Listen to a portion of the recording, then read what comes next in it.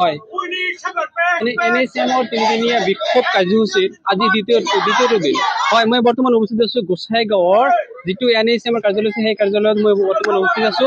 ইয়াতে দেখিবলৈ পাইছো, মই সহযোগী দেখিবলৈ চেষ্টা কৰিম যে ইয়াতে NHM-ৰ যিবিলাক কৰ্মচাৰী আছে সেইবিলাক কৰ্মচাৰীয়ে সিহঁতৰ বিক্ষোভ কাৰ্যসূচী পালন কৰি we need 7 scale with pay protection আৰু বিভিন্ন ধৰণৰ দাবীৰে সিহঁতে আজিৰ এই কাৰ্যসূচী পালন কৰি আছে। আজিৰ যি কাৰ্যসূচী কৰ্মবিৰতি কাৰ্যসূচী তিনিদিনীয়া কাৰ্যসূচী আজি হ'ল দ্বিতীয়টো দিন, অৰ্থাৎ আজি হ'ল 5 তাৰিখ। গতিকে মই জানিবলৈ যত্ন কৰিম এই NHM-ৰ কাৰ্যালয়ৰ যি হেড আছে তাৰ পৰা জানিবলৈ তেওঁ কি কয়।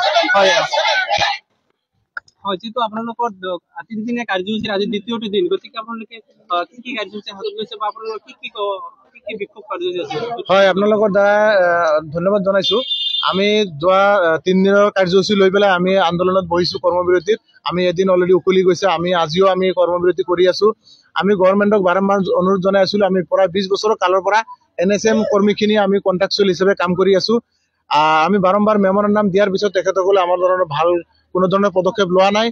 আমাৰ মেইন ডিমাণ্ডে আছিলে আমাক পৰ্যায়ক্ৰমে ৰেগুলাৰাইজ কৰিব লাগে। যিহেতু স্পেচিয়েল ৰেট দি পেলাই আমাৰ SSR কৰ্মীখিনিক এটা ৰেগুলাৰাইজ কৰি দিলে, ঠিক সেইদৰেই আমি NHM-ৰ আমাৰ যি 25,000, 24,000, 25,000 আমাৰ ৱৰ্কাৰ আছে বা কৰ্মী আছে বা স্বাস্থ্যকৰ্মীসকল আছে, ডক্টৰ নাৰ্ছ আদি কৰি মেনেজমেণ্ট ষ্টাফ যিমানখিনি আমাৰ কৰ্মচাৰী আছে তেখেতসকলক স্পেচিয়েল ৰিক্ৰুটমেণ্ট দি পেলাই আমাক ৰেগুলাৰাইজ কৰিব লাগে। আৰু যেতিয়ালৈকে আমাক ৰেগুলাৰাইজ কৰিব নোৱাৰে তেতিয়ালৈকে আমাক 7ম দৰমহা আয়োগৰ আণ্ডাৰত আমাক উইথ পে প্ৰটেকশ্যন আমাক দৰমহা প্ৰদান কৰিব লাগে। আমি বাৰম্বাৰ গভৰ্ণমেণ্টক অনুৰোধ জনাই আহিছো। তেতিয়াৰ পৰা গভৰ্ণমেণ্টে প্ৰতিশ্ৰুতি দি আহিছে যদিও আজিলৈকে তেখেতসকলে কোনো ধৰণৰ সুফল দিয়া নাই বা এনেধৰণৰ ভাল কোনো পদক্ষেপ আমাৰ কাৰণে হাতত লোৱা নাই। সেইকাৰণে আমি গভৰ্ণমেণ্টক আজি আপোনালোকৰ থ্ৰুদি অনুৰোধ জনাইছো, আপোনালোকে অতি সোনকালে আমাক যাতে ৰেগুলাৰাইজ কৰি দিয়ে, নহ'লে 7ম দৰমহা আয়োগত যেতিয়ালৈকে আমাক ৰেগুলাৰাইজ কৰিব নোৱাৰে তেতিয়ালৈকে আমাক যাতে 7ম দৰমহা আয়োগৰ আণ্ডাৰত চেলাৰী বা দৰমহা প্ৰদান কৰে, এইখিনি আপোনালোকৰ মাধ্যমেৰে আমি দাবী জনাইছো।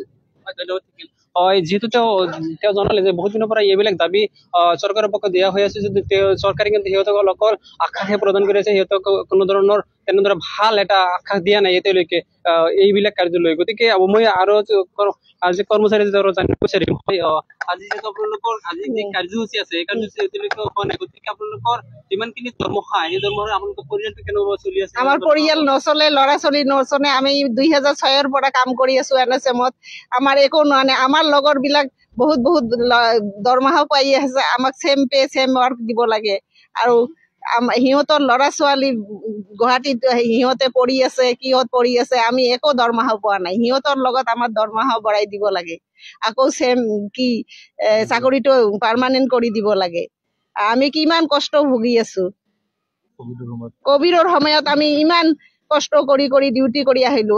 চাৰিওফালে নদী, পাহাৰ, পৰ্বত, ইমান জংঘল ঝাৰ, ইমান কাম কৰি আছো, তথাপি আমাৰ একো নাই। আমাৰ হেমন্ত বিশ্ব শৰ্মাৰে আমাৰ এইখিনি দাবী আমাৰ মানি লব লাগে। আমি বুঢ়াই হলো, আমাৰ একোৱেই নাই। 2006-ৰ পৰা কাম কৰি আছো। আমাৰ আৰু 6 বছৰ আছে। আমি দাঁতি মানিয়ে লোৱা নাই। এইবাৰ মানি লবই লাগবো। আশাটো প্ৰদান কৰিয়ে থাকিম, কিয় নকৰিম, আশা কৰি থাকিম। CM ছাৰে আমাৰ এইটো দাবী মানি লবই লাগবো।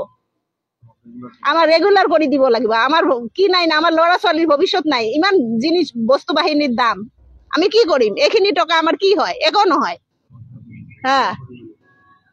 আমাৰ পাহাৰ দি যাব লাগে, নদী দি যাব লাগে, চাৰিওফালে নদী। আমি কি কৰিম? আমাক দৰমহা বঢ়াই দিব লাগে। গাড়ীৰ ভাড়া বাঢ়িছে। ধন্যবাদ থাকিল। তেওঁ জনালে যে যিহেতু আশ্বাস প্ৰদান কৰিছে চৰকাৰে, এতিয়ালৈকে কিন্তু সম্পূৰ্ণৰূপে কাম এতিয়ালৈকে কৰা নাই। গতিকে ইয়াতে মাত্ৰ 3দিনীয়া কাৰ্যসূচী কৰিছিল, কৰ্মবিৰতি কাৰ্যসূচী। গতিকে এই সময়ত কিন্তু যদি কোনো ধৰণৰ সমগ্ৰ অসম জুৰি এই কাৰ্যসূচী ৰূপায়ণ কৰি আছে, এই কৰ্মবিৰতি যদি এনেকুৱা চলি থাকে তেতিয়াহ'লে সৰ্বসাধাৰণ ৰাজ্যৰ কি হব, এই সম্বন্ধে চৰকাৰে কি চিন্তা কৰে আগলৈ এইটো পৰিলক্ষিত হব।